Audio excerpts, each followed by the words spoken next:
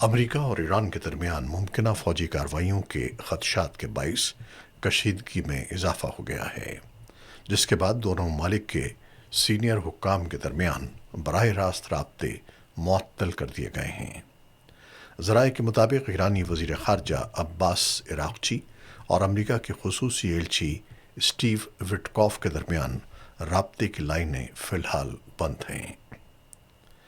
Iran की इस्लामी इनकलाबी guard core के फ़ज़ाइया के कमांडर का कहना है कि ईरानी अफ़वाज इस वक्त दिफाई तैयारी के आला तरीन दर्जे पर हैं और किसी भी मुमकिन जारहियत का मौसर जवाब देने के लिए मुकम्मल तौर पर तैयार हैं।